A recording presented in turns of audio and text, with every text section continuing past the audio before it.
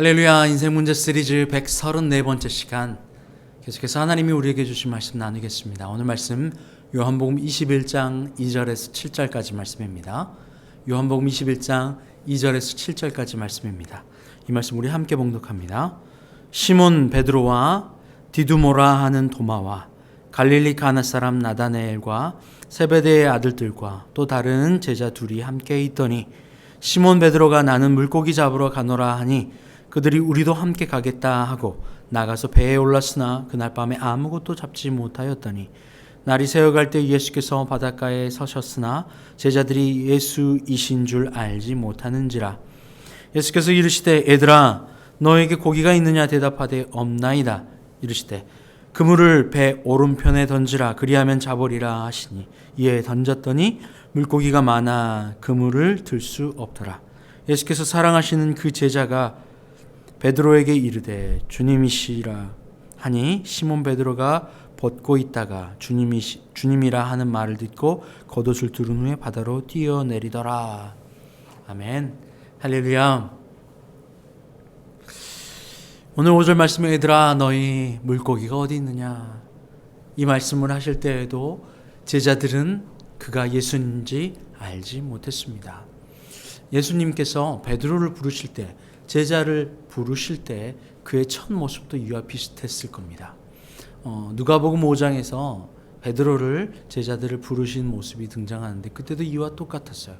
그냥 세상의 삶 가운데 놓여서 그곳 가운데서 그냥 시간을 보내고 두렵고 그 두려운 시간과 생활과 또 환경 안에서 그냥 살아가던 그에게 예수님이 다가오신 거죠. 그리고 그에게 예수께서 가르침을 주십니다. 누가복음 5장 말씀을 잠깐 봐볼까요? 누가복음 5장 2절 이하에도 이렇게 제자를 처음 부르실 때 모습이 등장합니다. 호숫가에 배 두 척이 있는 것을 보시니 어부들은 배에서 나와서 그물을 씻는지라.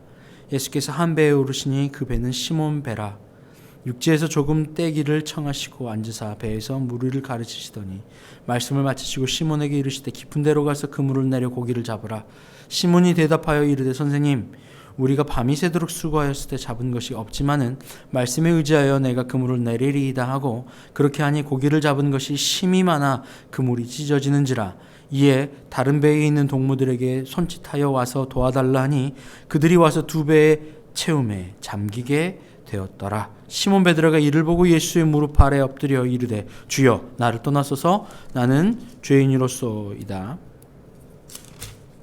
하니 이는 자기 및 자기와 함께 있는 모든 사람이 고기 잡힌 것으로 말미암아 놀라고 세베대의 아들로서 시몬의 동업자인 야고보와 요한도 놀랐음이라.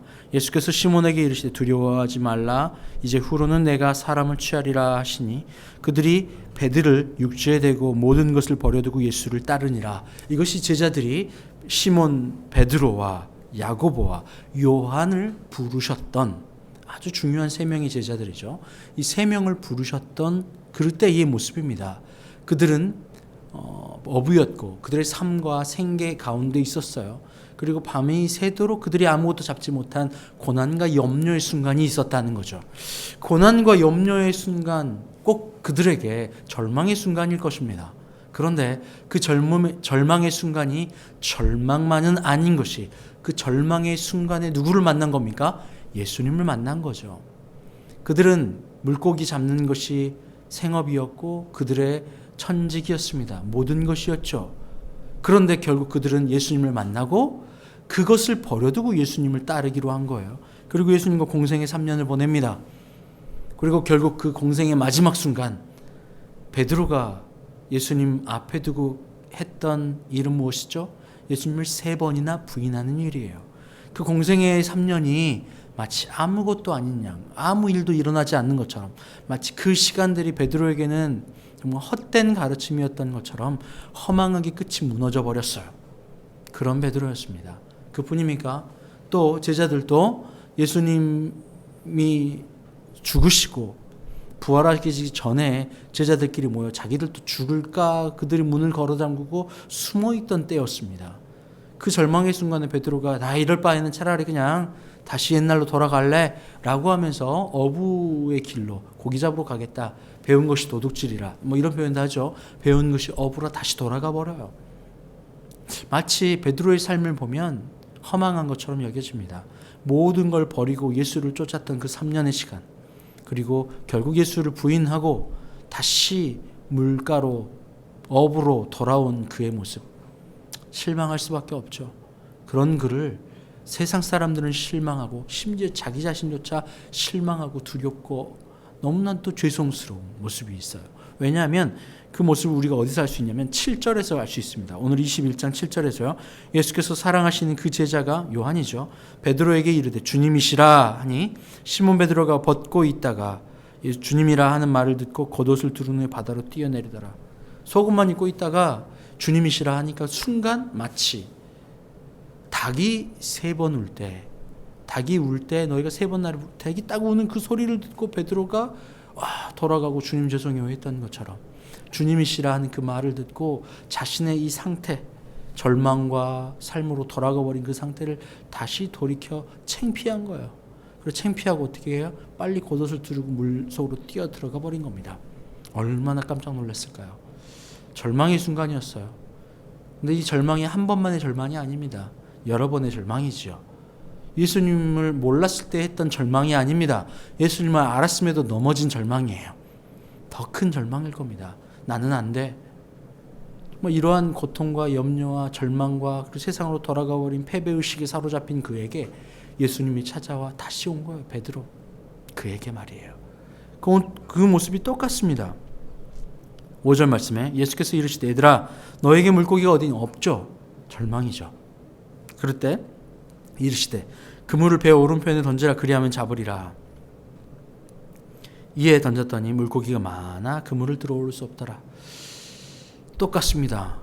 그들은 환경 때문에 절망했어요. 그런데 예수님은 그 환경을 얼마든지 역전하실 분이에요. 왜냐하면 그분이 그 환경의 주인이시니까요. 오늘 베드로는 환경에도 절망했고 또 자신에게도 절망했어요. 그랬던 그 베드로의 삶과 생명, 인도함, 그 주권마저도 물고기의 주권뿐만 아니라 베드로의 삶의 주권도 누구에게 있다고요? 예수님께 있다고요. 할렐루야. 우리는 환경의 주권만 생각해요. 아니요. 그걸 넘어서 내 생명과 내 판단의 주권도 주께 있어요. 그러니 절망스럽고 실망스럽고 정말 할 수 없는 패배의식 가운데 있을지라도 주님께서 그런 나를 아시고 다시 찾아오신 거예요. 이것이 예수 그리스도의 사랑입니다. 알고 계세요. 주님은 우리가 얼마나 연약한 존재인지를 알고 계세요. 주님은 우리가 배신할지 아닐지도 알고 계세요. 예수님이 가룟 유다가 배신할 것도 알고 계셨고 베드로가 나는 절대 주인 부인하지 않아요 라고 해도 부인할 것도 알고 있었어요. 무려 3번이나 말이에요. 그럼에도 주님은 그 베드로와 그들을 향한 제자들을 향한 손을 놓지 않으셨어요. 바로 이것이 하나님께서 우리를 향한 사랑입니다. 여러분, 베드로처럼 자신에게 실망했나요? 아니면 오늘 제자들처럼 환경에 실망했나요? 어찌할 수 없는 환경에 절망하고 있나요? 그때 그들이 한 행동은 뭡니까? 그리스도 예수예요. 이것이 우리의 정답입니다. 우리의 목표입니다. 왜냐하면 이런 나도 사랑하시는 분이 예수님이시거든요. 그분 안에 거할 때, 그분께로 나아갈 때 삶의 인생의 모든 환경의 문제, 나에 대한 절망의 문제 다 해결될 줄 믿습니다. 할렐루야. 함께 기도할게요. 하나님 감사합니다. 우리는 안 됩니다. 할 수 없습니다. 아무것도 아닙니다. 그러나 주님은 가능하십니다. 왜냐하면 주님이 모든 것의 통치자이시기 때문입니다. 그것을 믿는 것이 절대 주권일 텐데 우리는 계속해서 반복하여 절망하고 다시 돌아가기 일쑤입니다. 그럼에도 하나님은 우리를 포기하지 않으시고 다시 오시는 주님이심을 믿습니다. 주님의 말씀 따라 명령 따라 주님을 더욱더 사랑하는 저희가 되게 하여 주시옵소서. 감사함이 예수님의 이름으로 기도합니다. 아멘.